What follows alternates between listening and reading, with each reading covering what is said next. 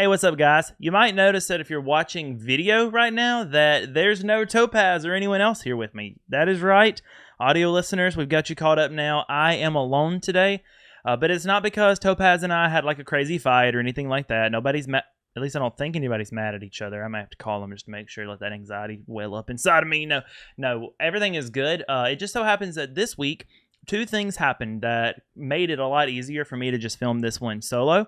The first thing that happened is that we have a really, really cool episode planned for you guys next week.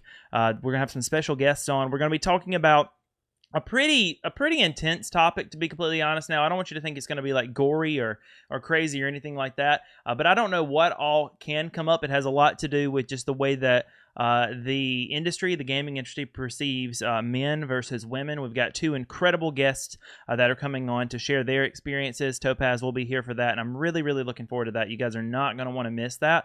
But normally when we record these episodes, we record every other Friday, and it just so happened for all the schedules to align, there was a gap. You know, there was a leap week, if you will. And so this is that leap week where we get to hang out with just me. I know, I'm sorry if you're disappointed, but I'm excited to see you guys so that we can get ready for that. The second thing that sent it home so that we just didn't do 2 weeks in a row with Topaz here is that all week my wife has been quite sick. Now she's doing so much better right now. She's doing so much better. She's been eating the chicken noodle soup. She's been taking her medicine. She's been doing great. We're pretty sure it was strep because strep is just going through our family like crazy right now. And Topaz has two little kids. They're getting started back with school right now, and it just didn't seem like the most responsible thing in my mind for me to bring him into our home or for me to go over there and potentially risk getting his kids sick at the beginning of the school year. So all that being said, those two things just solidified this. He is working on his game setup, but he's not quite there for me to bring him in remote. So I hope you guys are all right with me. But we've got a lot of gaming news here today. Really looking forward to talking about it. I'm actually a bit surprised at how much there is for us to talk about. So without further ado, let's get right into it.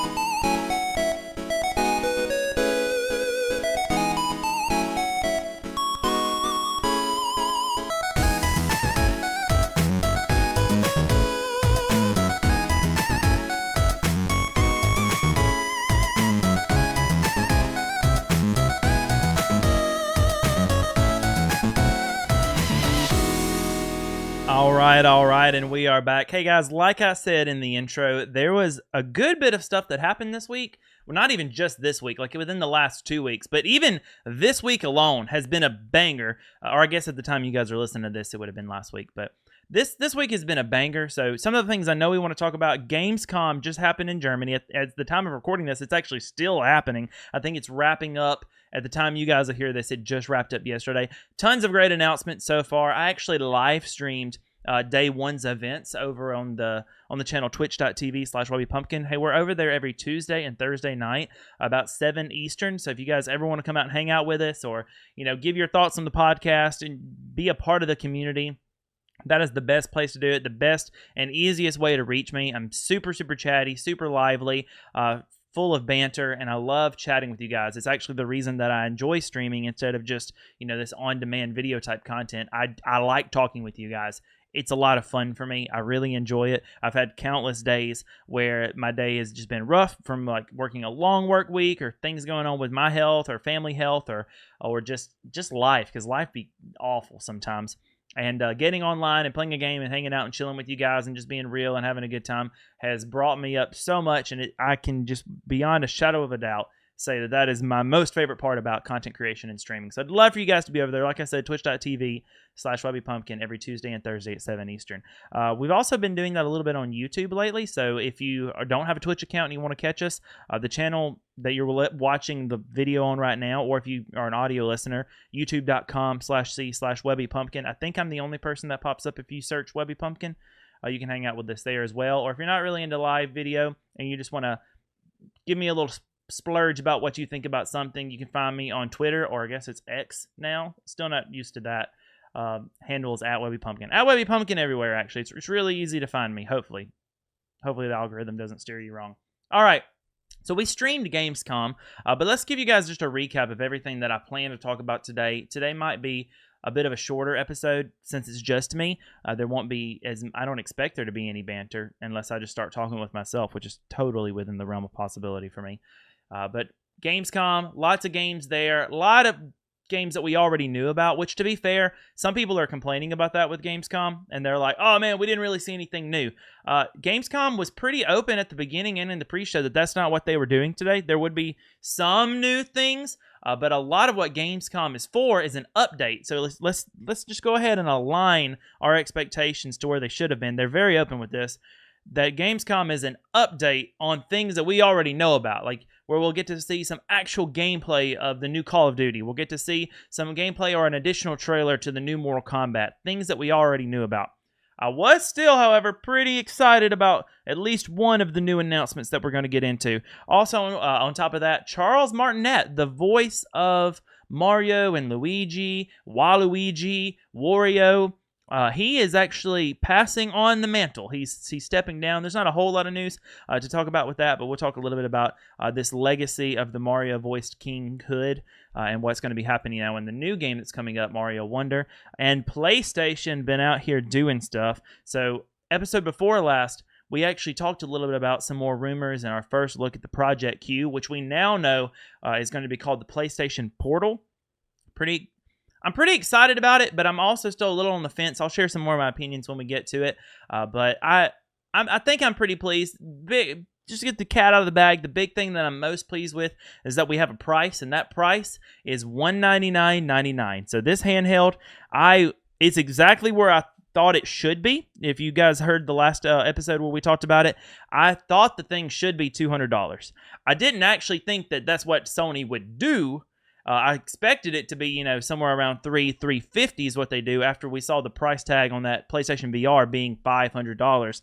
But I'm very, very pleased to be wrong and for them to just completely hit the mark, hit the bullseye on what I think was the appropriate price for this device, though it does come with its caveats. So that's the overview of today. Let's go ahead and jump in. And you know what? Actually, since I'm so lively about it, why don't we go ahead and jump in first with PlayStation? We'll do it out of order. We'll do the stuff from Gamescom last.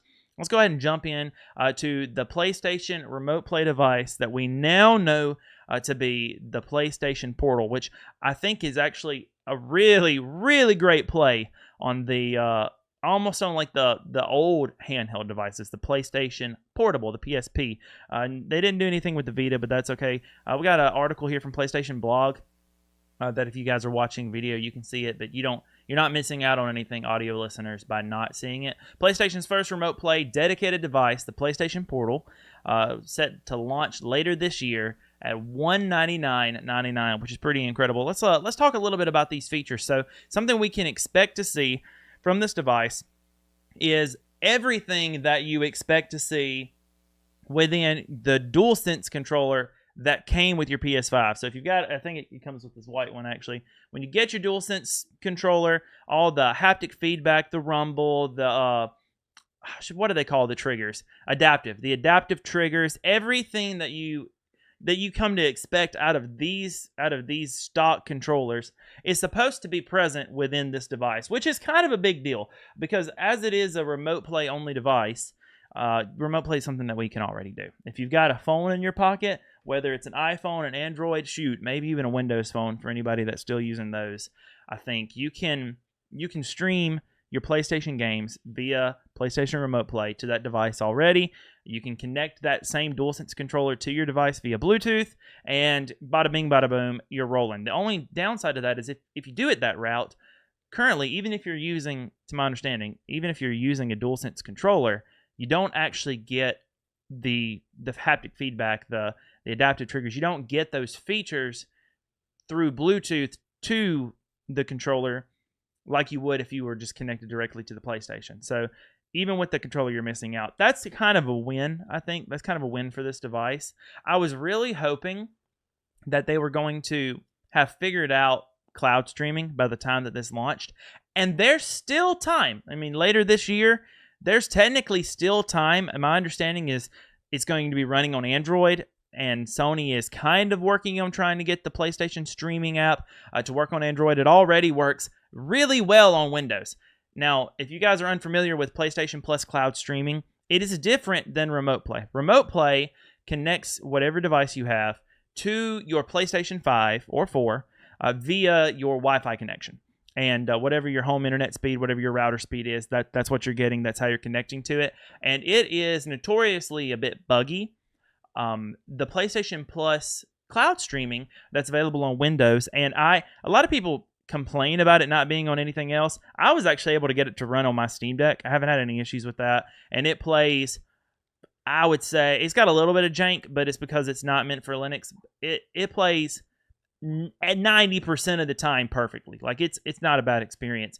Even when it's not supposed to run on Linux, it's still, it's playing great. Every time I've used it on a Windows device, which is very rare because my computer is actually right next to my PS5, so there's not much need for it. But every time I've used it on a Windows device, or if I've streamed to my PS4, it's swimmingly. It's just worked fantastic, no problems at all.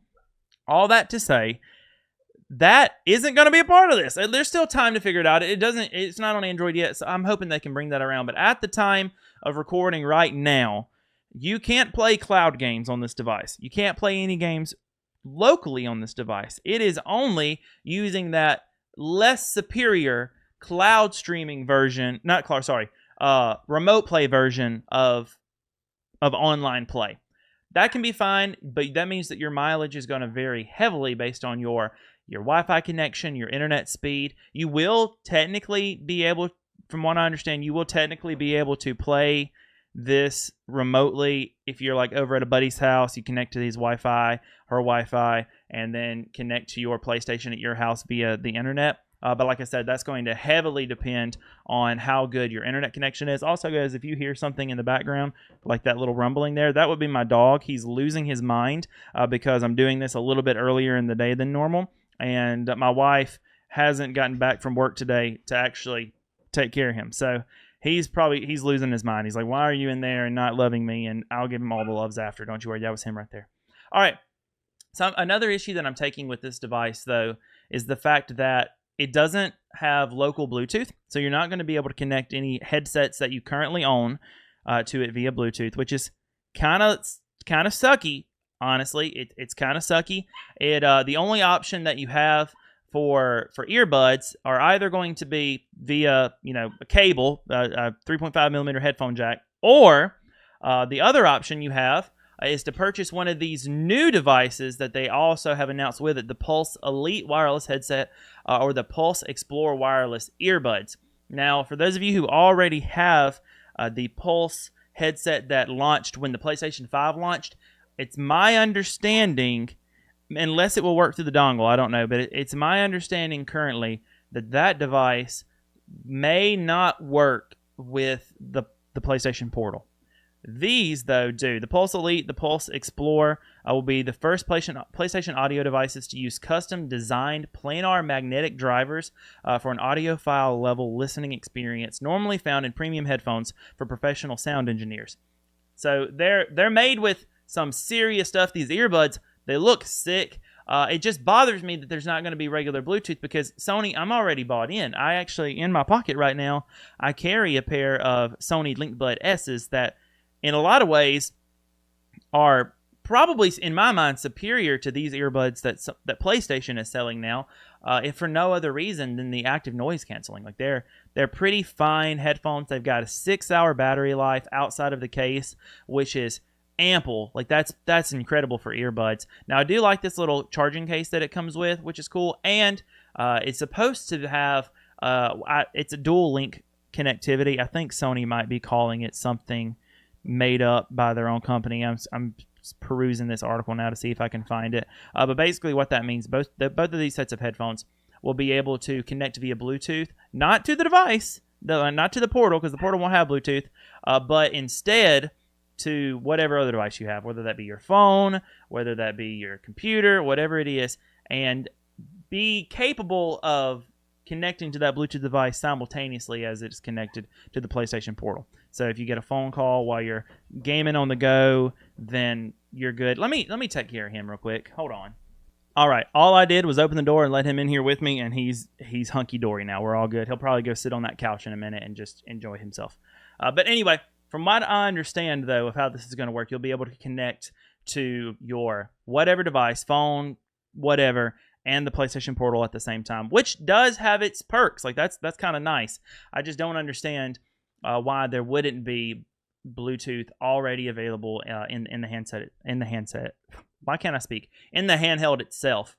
Now that also raises another question, which is interesting because a lot of the pro, PlayStation Portal talk on the internet about this right now is involving the fact that it's barely more expensive than the regular DualSense controller. And if you need a second controller anyway, well then you might as well go ahead and spend a little bit more, get this device, and increase the functionality with this accessory that you would get with your DualSense controller. Some people have theorized that since there is no Bluetooth connectivity, there's no Bluetooth. At least what they've said is that there's no Bluetooth for audio. They might pull a Nintendo and just hide that in the software for no good reason and give it to you later, because Nintendo Switch was capable of using Bluetooth headphones its entire life. It just took 5 years for them to turn it on, which is kind of ridiculous. But all that to say, it might actually be there, but right now they're not advertising. They're advertising as if you have to pay extra money for one of these things. But these controllers connect via Bluetooth. And so, like the standard controller. And so there is some theorizing that you won't be able to use this device as like a player 1 or a player 2 controller for like couch co-op. And if you can, it will experience a large bit of lag because it's going to stream everything from the screen to the device via the router and then back, that there'll be some latency. And honestly, there probably will be a little bit of latency. Whether or not it's noticeable is really going to be the question for me, because in my experience with my PlayStation 4, I have a PS Vita. It's in the shelf behind me. In my experience with my PS4, I've actually done just that.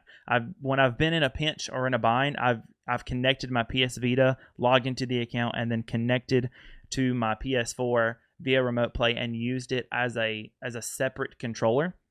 And with the exception of like not really having an L2 and an R2, it worked great. I mean, I really can't complain. I didn't really notice any input lag. When I first started streaming, as a matter of fact, I didn't have a capture card. And so what I did instead was I screen captured my Mac because I didn't have a PC at the time. I screen captured my MacBook and I plugged in like an HDMI cable into my MacBook so that I could see everything on the big screen in front of me. But I was screen capturing my MacBook in OBS on my MacBook because, like I said, no capture card, no way to really do that. Playing on the PlayStation via PlayStation Remote Play with the controller, albeit the controller was hardwired to the Mac via Remote Play. Oh, I lied. I'm sorry. I didn't use the HDMI. I had the PlayStation on. PlayStation was connected to the TV in front of me. I was playing the PlayStation through PlayStation Remote Play on my MacBook that was screen capturing on OBS, and all my input was going through the MacBook. Like the controller was connected to the MacBook, and I was able to watch the screen that was connected to the PlayStation, and I didn't notice any lag or any noticeable input delay between my hands that were going through PlayStation Remote Play on the same network on my Mac and the screen that was directly connected to my PlayStation, which was playing the game in front of me. I noticed no input lag. So I actually think that even if it doesn't connect to the PlayStation 5 via Bluetooth, if it only does it through your Wi-Fi router, provided that you've got a decent router, don't even have to have internet going on connected to it, but a decent router, I actually think it's going to work fine. So if that was your plan, I mean, maybe wait a day or two after it comes out, or wait for some more reviews to come out. Like if you want to send me one so I can get my hands on it early, I would be more than happy to do a video on it and check it out. I'd love to see this device. I've been a PlayStation guy all my life. I cut my teeth on PlayStation, so I'll be happy to check it out. But if you guys are waiting for to get this thing for that reason, it probably will be worth waiting for it to either go ahead and come out, or wait for a review, a more hands-on review, if someone can answer that question, someone who has a connection that's able to get their hands on one. So I believe that's basically everything there is to this. It will be 1080p. However, I don't think that's going to matter too much. Screen looks great. The light bar got moved from around the touchpad here to around the analog sticks, which I think is a really, really cool way to keep that light bar feature immersive. Obviously, there's no touchpad, but it is a touch screen, and the screen is split in half so that the touchpad features are on either side of the 8-inch screen that you see there. Honestly, I'm still on the fence. The jury is still out for me on whether or not I think that this is stupid, but for $200, I've been thinking about it a lot today, and I think that I'm now in the camp of believing that this perhaps isn't stupid because, for example, if I wanted to stream it to my phone, I still have to have this anyway. Granted, this came with it. It's not perfect, and I'm not going to get this DualSense features. If I don't care about the DualSense features, that's fine, but if I still want more remote play and I don't care about the DualSense features, then I get a backbone. I get if you guys, I'll pull up a picture of a backbone for you audio listeners. For you video listeners that want to see that. It is a little device that looks something like this, and it connects to iPhone or Android via Lightning or USB-C. It's got they actually partnered with PlayStation, so there's two versions. There is an Xbox version of it, but there's a PlayStation version of it. Both of them work with the PlayStation Remote Play app. Not a Razer Kishi won't, only a backbone. Looks great. It's got like a Joy-Con style analog stick. It's got cross, square, circle, triangle, everything you need here. And you just plug in the phone that's already in your pocket. The problem is, everybody usually has one, but you've got to already have a phone. And this device, this handheld here, it's $100. So it's half the price of the new PlayStation Portal, but none of the features of the DualSense controller. So if you don't care about that, you already got a great phone or a decent phone, and you want to save $100, this is your option. And I thought this was hands down probably the way to play it. But if you're playing on iPhone, you got that big notch there, and you basically are giving up the functionality of your phone while playing the game, which I don't love.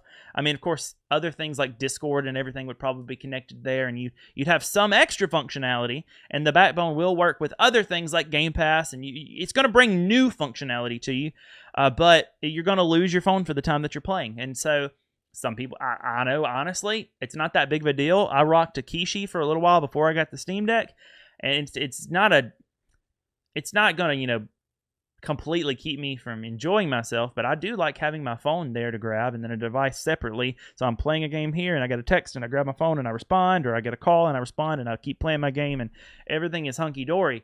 And so it does open up my mind now a little bit to the people who don't want to deal with all that, who want to keep their phone on their side, that are willing to spend, or maybe a kid, like if you got a kid or whatnot, rather than buying $1,000 phone and $100 backbone to go with it to make this happen. This is what you get your kid for Christmas for $200. It connects to their PlayStation. They can sit over there and play Fortnite all they want, and Dad, you've got the TV back.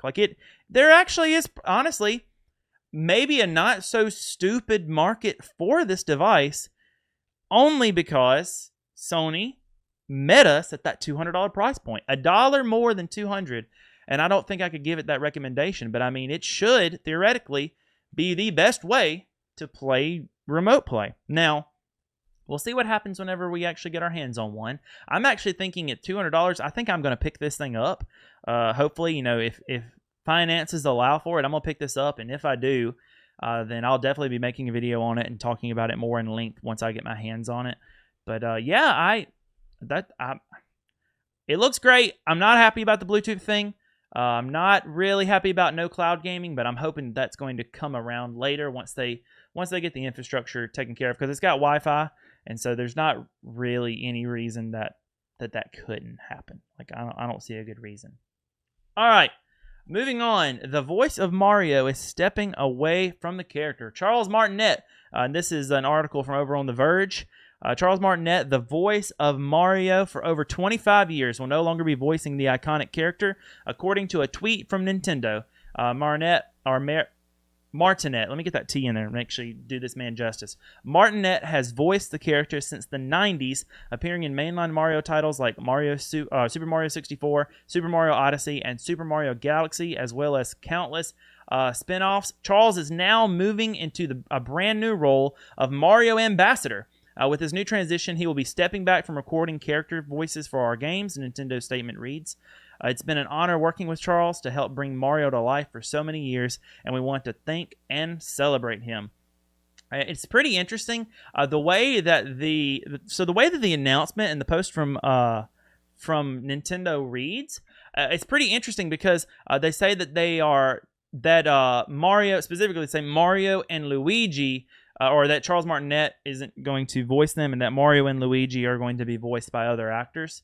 And the way that reads to me implies that they may be kind of updating a more of a modern practice of voiceover art acting, which has to do with, the fact that in the 90s, a very 90s practice was that it would be nothing for one person, one voice actor, to voice at least 3, sometimes more characters. Like we see that with some of the biggest, most iconic voice actors, like Tom Kenny, who, if you don't know Tom Kenny, he is the voice of SpongeBob SquarePants, but he's also the voice of Gary.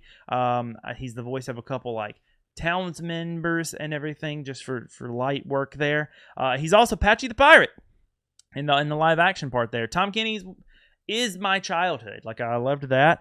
He voiced my absolute favorite video game character of all time, Spyro the Dragon, in Spyro 2 and Spyro 3 of the original trilogy, and then reprised the role and re-recorded the first game for the Reignited trilogy. So he's everything that I want in a voice actor, and it's pretty common for people like him. He's the voice of SpongeBob. He probably gets treated a little bit better, but even his experience, he's having to record multiple things. Lesser known voice actors is pretty widely known now that they're not necessarily compensated or treated all that well, and so something that we're seeing as more and more people speak out, more and more voice actors speak out and are trying to, for lack of a better word, find their voice in this. We're seeing a little bit of a shift in the industry where it's more common now, or becoming more common now, to hire a person to voice a role.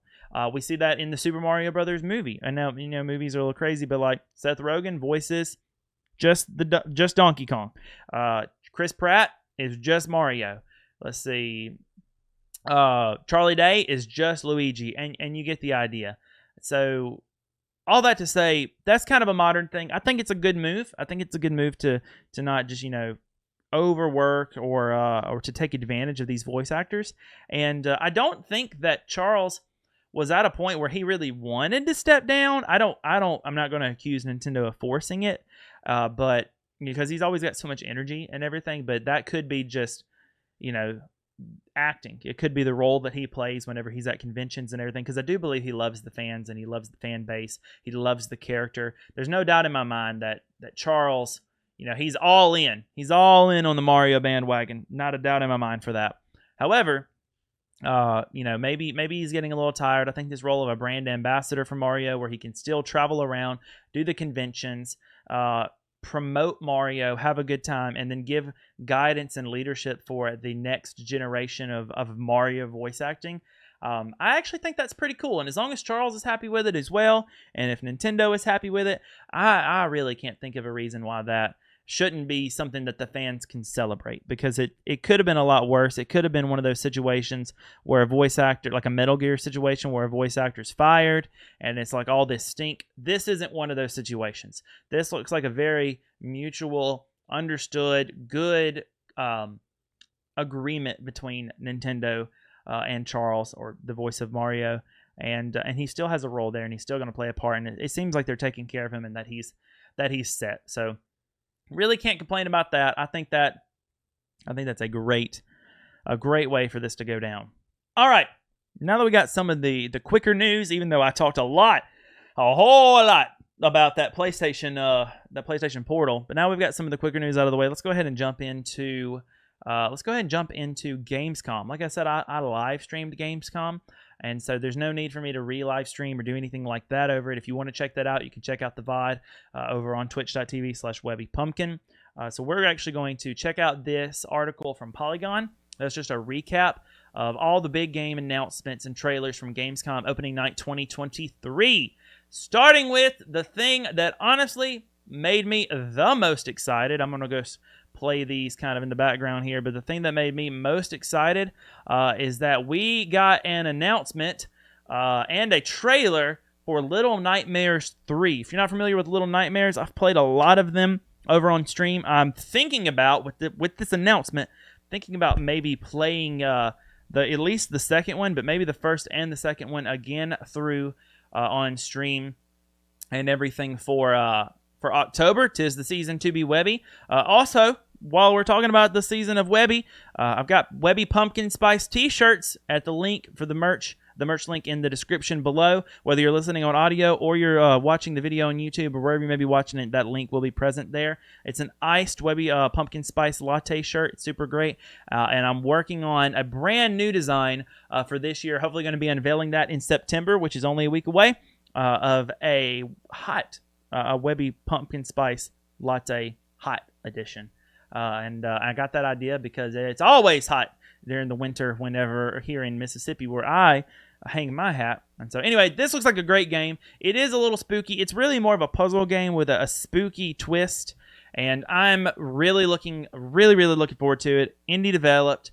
Fantastic game. Like I said, if you haven't checked it out, now is a great time to go back and check out the first and second game. It is announced on PS5 and PS4, but I feel fairly confident that this game is going to be available on all systems. I feel pretty confident that it's going to be available on all systems because the first two games, even the Switch, the first two games are available on all systems. So Switch, PC, wherever you want to play your game.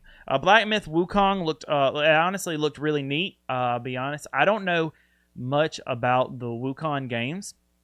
But it looked really good. It looked really pretty. This thing right here at the beginning, this dude that's singing and playing a lyre with no head, that definitely threw me for a loop inside of the stream whenever this was going live.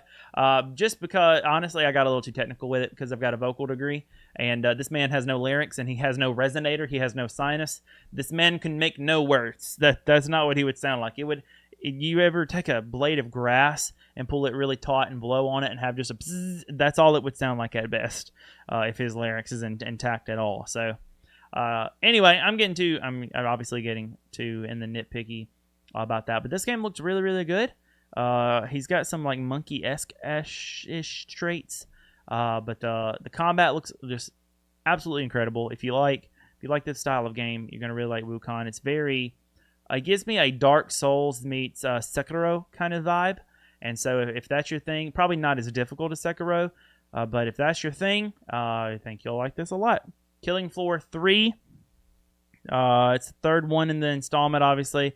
They didn't say too much about it, but other than this just really crazy, gnarly looking trailer that they released. I'm not going to show too much of it just for the sake of like goriness and everything, but there's just a little look there. Age of Empires, which I believe is a PC game normally, is coming to Game Pass. So if you want to check that out, there it is for you. It's coming to Game Pass. I believe it is available to play right now. And so if you're into that kind of top-down strategy empire game, that's the one for you. Rebel Moon is a Star Wars clone, basically, from the mind of Zack Snyder. From what I understand of how this works, is that Zack Snyder basically was like, hey, I want to direct a Star Wars movie. Can I do it? And Disney was like, no. And so he was like, well, I'm doing it anyway. And then Rebel Moon, here it is. And so this is going to be a Netflix movie coming out. I'm going to try to skip to a part that really makes it, like, so you can see what I mean, what looks so Star Wars-y. I thought it was a little out of place at a Gamescom for a movie, for a Netflix movie announcement. Zack Snyder was there, present to talk about it and everything and introduce it, but this is it. And, if you're into it, yay. I don't know. I'll check it out probably just because I liked, as much as I could, I liked Zack Snyder's Justice League. All right. Crimson Desert. this one's interesting.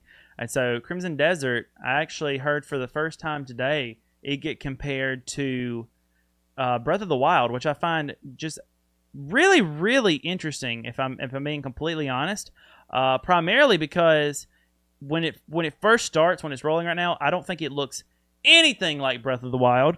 But it was brought to my attention by the Nintendo podcast when I was listening to it today. I listened to it a day late, but when I was listening to it today, that as you jump forward into the game, you see all these like portal things and shrines that feel a little Zelda-esque. He opens a gate at one point with his hand, and it just looks like here we go. Here's our shrines and everything. Look there. That looks very, very ultra. It's literally a hand that's grabbing it. It looks very ultra hand. So whether or not this actually took inspiration from Tears of the Kingdom, I don't know, because they're so close together. Who's to say? But then we get further in the game, and it gets even more wacky, and now all of a sudden, we're falling from sky islands to the ground. Like, here he is falling and everything, and I don't know if he's got a glider or flies or how that works, but there's sky... Let me try to find a better angle of it. There we go. There's all these sky islands and everything that are just floating and doing stuff here, and then you just jump down and you fall, and there is this kind of loading screen thing that's happening. So I don't know if it'll be seamless, but then you're back in the bottom. So that's Crimson Desert. Looks, just from that trailer, like graphically, it looks like way more than what Zelda could have done or what Nintendo could have done on the Switch. So I'm not that big of a Assassin's Creed fan, but we got a further look at Assassin's Creed Mirage. So if you guys have been waiting for that, it looks really cool. I think my biggest takeaway from Assassin's Creed Mirage would have to be the fact. So obviously, it's graphically it looks fine. I don't think it's anything to write home about. It's not blowing me away or anything, but it's fine. The thing that I thought was perhaps the neatest thing is that it's fully voice acted by actual Arabic actors, and so it really feels like an extra level of authentic. It's not an accent. It's not voice actors in that regard. Like obviously they're voice actors, but it's not.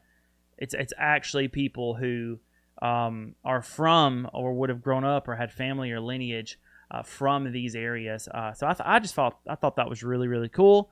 I'm obviously not playing any not playing any audio right now from this because I don't want any issues with like copyright or anything like that. But if you're watching on YouTube or on Spotify, you can see the pieces of the trailer here. So October 5th is our release date for Assassin's Creed Mirage. So if you're looking forward to that, you got a little bit of time. Tekken 8, because this game doesn't stop. We've had Tekken for 4,000 years, and we're just going to have Tekken a little more. But, hey, it did kind of, I guess, inspire and cultivate a genre. And so how can you complain too much about that? Looks good. Honestly, probably looks a little more graphically fidelis than Assassin's Creed that we were just looking at. I think there might be potentially some new characters. Don't hold me to that because I stopped playing Tekken really early on. Now, something that I did think was cool was this thing called Arcade Quest that they're going to do.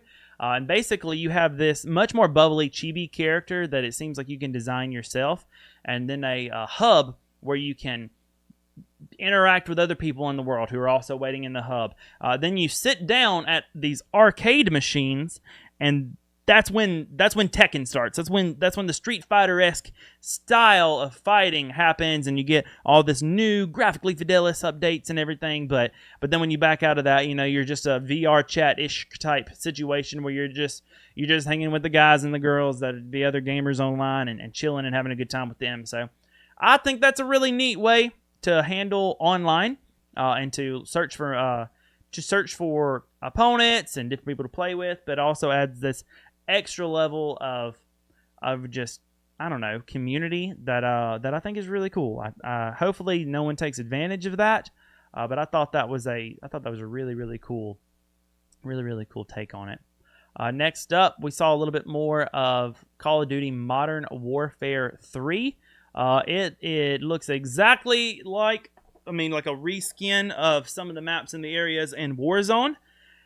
And that's for good reason, because it is. It's actually taking us back to the same area, the same maps that we saw in Warzone, but with its own Modern Warfare 3 twist.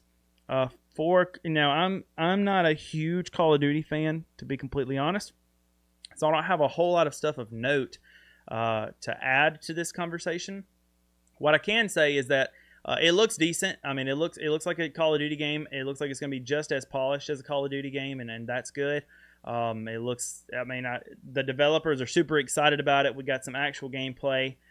So if you've been excited about Call of Duty Modern Warfare 3 and can't wait to play it, well, you don't have to wait a whole lot longer. It looks like we're going to be here's the some of the cinematics and everything for it, and we're going to be waiting just a little bit longer. It drops on November 10th. So anyway, sorry, I'm trying to give you guys some more visuals. It looks good. It does look good, at least cutscene wise. Like the campaign, it looks super clean. It looks super clean. So interested to see what Call of Duty continues to do, especially if we continue to see this Activision Blizzard King acquisition from Microsoft. Really interested to see that. I did hear an update today that the streaming rights of Call of Duty and all the Activision games that Xbox will be acquiring or actually have been, I don't know if it's sold or leased or given or how it's working out, but they've been given to Ubisoft for their streaming service, which is pretty interesting. So that means that if you stream Call of Duty, it's going to be on Ubisoft Plus, or, they'll have the rights to it. So they also have the option to license those rights out. So you might still be able to stream Call of Duty on Game Pass day one amongst other streaming services, whatever Ubisoft decides to lend out to that, license to, then that's where it will be. But I think it's interesting because Ubisoft streaming service, in my opinion, isn't really all that good, and obviously Xbox wasn't going to give it to PlayStation. Xbox wasn't going to give it to like Amazon for Luna or anything like that. None of these big competitors. Not that Ubisoft's not big, but I find it really funny and interesting because it seems like Microsoft just took a step back and they were like, all right, we have to do this because we want to acquire this company. We've got to make some deals. We got to make this work. Who would be the least threatening to us? And who do we really think isn't really a big player? Ubisoft. That's the one. And maybe that's, a pessimistic viewpoint of it. Maybe they just have a really great relationship with Ubisoft, Microsoft, and Xbox Studios. I hope that's it. I hope that's the case. But I don't know if it is. So we'll just see. We got a little bit of Nightingale, which I don't know too much about. It's a retro fantasy survival game that's getting an early release date on February 22nd, 2024. It's magic and cards. It's a magic and card game. So the magic part and the worlds look cool, and the outfits look neat, and the creatures look absolutely redonkulous, and then you have to use these cards to travel and do anything, which kind of kills it for me. But if you like card strategy games and you like, open world type explorer games, then that might be exactly what you're looking for. So check out the early release on February 22nd. Zenless Zone Zero. It looked okay. It's the Hoyoverse, so it's very Genshin Impact esque. It's not quite as bright as Genshin, but it's definitely just as Japanese, just as anime. It doesn't look bad. It doesn't look bad at all. This typically, I shared it in the live stream. The more I talk about things in this podcast, the more I wonder if I actually am a gamer, if I actually even like gaming, because it feels like most of this stuff I've been like, not for me, but it's for somebody. But I promise I do like games. And I like some of these games. They're just in portions. Like, I played Genshin and enjoyed it okay. I've played some other more, I guess, anime-esque type titles, and they're fine. They're fine. It's just not my favorite thing. To me, they all feel a little similar to me. However, I had a person in chat tell me that it's just like that with any genre of thing. Like, people who don't like country music, for example, like that genre of music, think that all country music sounds the same. And I agree with some of that perspective, though I don't fully agree with it because I can see how like a Genshin Impact and a Dragon Ball Z and a Persona 5 are different. You know what I mean? I don't really care for any of them though. I'll take the Dragon Ball Z above the rest, above the Persona games, but that's just an RPG issue for me. I'm not really an RPG or ARPG kind of person most of the time. Lords of the Fallen is what we're looking at right now. That's another one as well. It looks like a Dark Souls, Elden Ring kind of take. Maybe a little more roguelike and not quite so epic. We do have this angel character that looks really cool and lots of swords and lots of horses, and I'm doing it again, aren't I? I'm doing it again. I'm talking about games, and it seems like I don't even like games. But I do sometimes like Sonic, and we got more of a look at the new Sonic game, which is going to be heavily inspired by the classic 2D side-scroller, fast-paced action game that we know and love from Sonic. I think this is a beautiful taste of fresh air compared to Sonic, Frontiers. I think this looks really, really great. It is a multiplayer trailer, so this game is going to have 4-player couch co-op, which looks really cool. You can play as Knuckles, Sonic, Amy, and Tails. You can also play in split screen online, which is really cool. I don't understand how you can play split screen online, yet they don't have an online co-op option for this.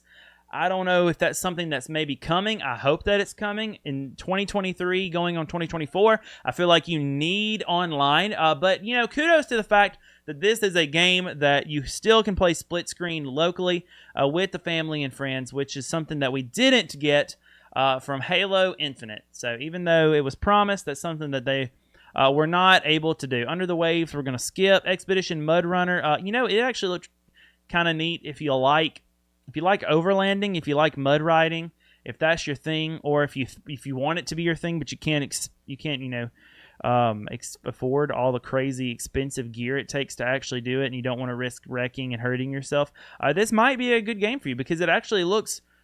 So what I've heard of this line of games is that they're actually really, really meticulous and fairly accurate, and so that is really cool. So if you want an overlanding mud riding experience where you get to like trick out an old Ford Bronco, take it through a riverbed, homestead on a hill, like this is the one. So it looks really neat. It reminds me of Forza Horizon if it were slower paced climbing mountain type things and real accurate like simulation. So it looks really good. You can wishlist it right now. It's going to be on PlayStation, Xbox, Switch, and PC. So it looks pretty good. That's Expedition, a Mud Runner game. That's the name of that. The Crew Motorfest doesn't look that cool to me, except for the fact that you can. It looks like you can battle when you're in a race. Like everybody could be in a race together, and then while you're racing, you ram into people and take them out of the race, and that helps you to further yourself. Kind of like Asphalt 9, I think is the Switch and mobile game where you can like take people out. Or I can't remember. Burnout, I think, did it. It was either Burnout or Need for Speed. I think it was Burnout. Was an older game where you just take people out as you go. Cyberpunk got a DLC announcement for Phantom Liberty. I'm hearing mixed things on that just from my circle of influence. I wasn't really a Cyberpunk guy just because it was so buggy when it came out. I didn't even deal with it. I didn't even try. But I've heard that it's a lot better now. And that this gameplay looks really fun. You got skill trees now, and all of these skill trees and features and things that we're seeing in the DLC are also going to be dropped for free in the standard version of Cyberpunk as well. So that looks pretty cool. Got a new character, got some crazy like techno arm kind of abilities that look really cool. So yeah, if you like Cyberpunk or if you're looking for a reason to come back to it, that may be your reason. Stormgate is another top-down isometric-ish type game where you just raid. It's a real-time strategy game throwback. Stormgate showed off one of its factions, the Internals, a cartoonish demon horde that looks to give the StarCraft 2/Warcraft 3 homage a character all of its own. So, homage.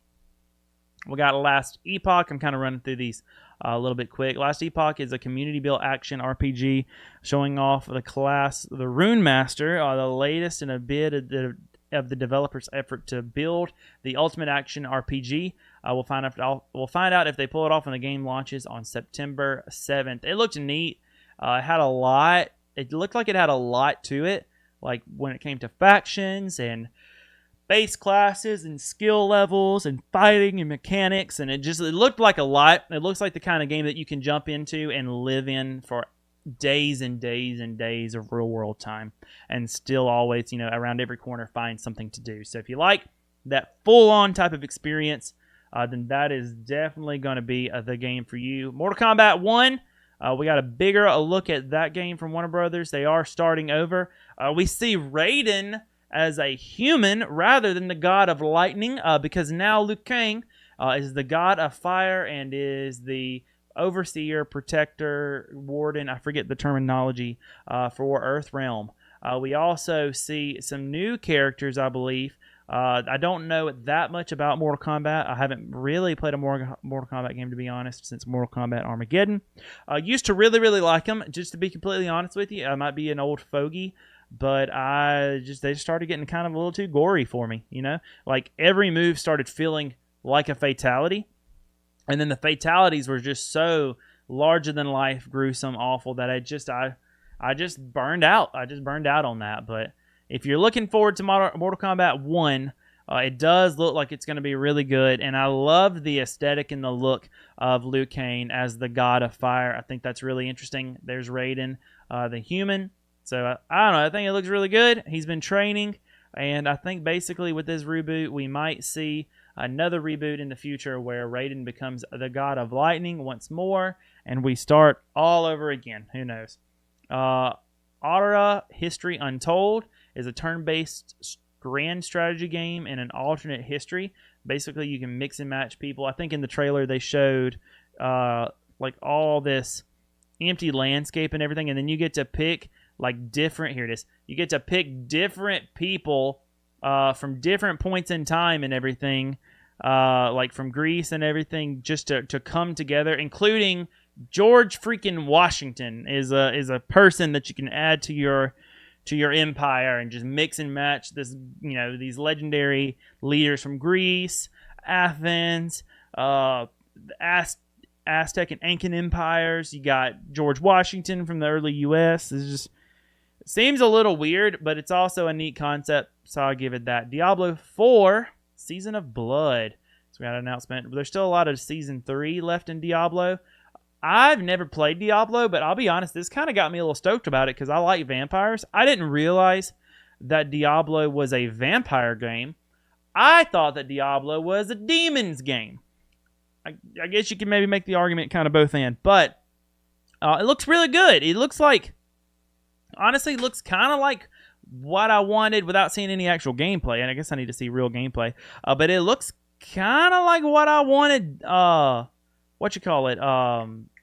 Redfall to look like. It's a little more isometric than I would normally like.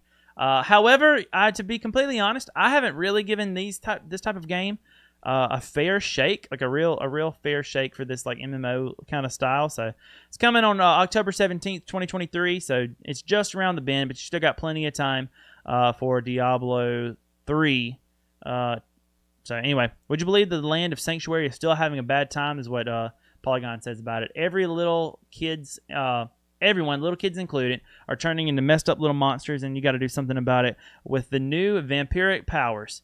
Diablo 4's new season is called Season of Blood, and it's coming this fall with a new character, the vampire hunter Eris, played by Eternals actor Jemina Chan. I hope I said her name correctly. If I didn't, please forgive me. Dustborn is coming up. It's a cool concept. It's basically following the life of these like 4 people, one of which has the ability to make you do what she says, and it's like words matter. Like she's riding in a car at one point and tells the driver to shut up, and then the driver can't speak anymore. And that's basically her whole gimmick and everything. She tells people to like stand still, and they're like petrified in time for at least a time being. It's got a shell-shaded Tales of the Borderlands to Borderlands art style. It actually looks kind of nice. I don't hate the art style for what it is. I think that it has the potential to age fairly well. It's weird. It's kind of an oddball kind of tale, but hey, it might be pretty good. So check it out. We got Thank Goodness You're Here coming up, and we're going to run through the rest real quick. Like I said, thank goodness you're here. It's very Cartoon Network-y, if that makes sense. It's just a little weirdo, and it looks like it's a bunch of like platforming and mini games, perhaps similar-ish to like a WarioWare game, maybe. Bunch of those little weird, quirky things like that, but super, super cutesy. Reminds me a lot of like Chowder or Gumball, Adventure, not quite Adventure Time, but maybe a little Adventure Time-ish. It's pretty neat art style. I'll give it that. And then last, but most certainly not least, and very, very anticipated, would be Alan Wake 2. So the coolest thing about the Alan Wake 2 trailer that they released and in the announcement that they made for the game is this mixture of actual real-life live-action footage that is married in the cinematics with gameplay footage. And I think that it's probably been done before. I don't know if it's ever been done well. I've never heard of this happening before other than like, having real footage on like a TV in a game. That's not this. This is like actually live action integration into the game. And I just think that's really neat. If anybody's going to pull it off, I think this creepy, spooky like aspect of a game is the way to do so. It looks good. Even the non-live action segments of the game just look incredible. Like it's almost like a movie, man. It looks like. I mean, there's not a better way to say it. It's like real life. It looks like real life. Obviously, the live action ones are real life, but like it just looks good. It looks so good. I don't know if my little heart could handle a game that is supposed to be as scary and as creepy as this. But it looks like something my friend Phobic will definitely want to pick up, and I'll live vicariously through him and let him tell me what he thought about it and everything, and maybe even have him on sometime to give us a better understanding and a bigger view into the spooky world of games. That's October 27th, guys. It's coming soon. And just like that, that's all of Gamescom. Guys, for me to have not had Topaz with me today or anyone, we still managed to fill up an hour, which is pretty cool. Or right at an hour, with not really any interruptions. So I can't say that I can complain about that. And I hope that you guys enjoyed yourself. Like I said, we're live every Tuesday and Thursday night over at twitch.tv/WebbyPumpkin. We've also been lately doing that on the YouTube channel, Webby Pumpkin. Check us out there. You can @me on Twitter, @WebbyPumpkin there as well. Would love to interact with you and engage. We also have a Discord. You can find the link to that Discord in the description of this video or in the description of this audio podcast down below. Would invite any of you to come be a part of the Pumpkin Patch. We would love to have you there. Guys, thank you so much for listening and tuning in. Remember, we've got a very, very special episode coming up for you guys next week. It's probably going to have some real, potentially hard conversations. If it gets too hard, I'll definitely give that disclaimer at the beginning of the video. But I mean, obviously, we always strive to keep everything family to teen friendly here, whether we're streaming, whether we're on YouTube, whether we're in the podcast, whatever medium and format that we're recording, we try to do that. But I do want it to be a real conversation. I'm really excited about it without giving too much away. If you want to learn more, if you want to find out more, you're gonna have to go check it out there. And guys, if you're not subscribed on YouTube already, you've already watched to the end of the video. If you're not following the podcast, if you haven't liked the podcast, rated us 5 stars on whatever respective audio platform you're listening on, then take this as a little reminder, a little opportunity to do so. If there's a spot for comments, and if you don't, leave a comment. And if you don't have anything that you'd like to say, then show me your favorite emoji. I'd love to see that, because that helps with engagement and helps out the placement of this video and the placement of this podcast more than you guys realize, and is the easiest and best way for you guys to support the content and support what I'm able to do here. So thank you guys so much for hanging out with us. And as Topaz always says, and isn't here to say today, Web's out. I'll see you guys in the next one.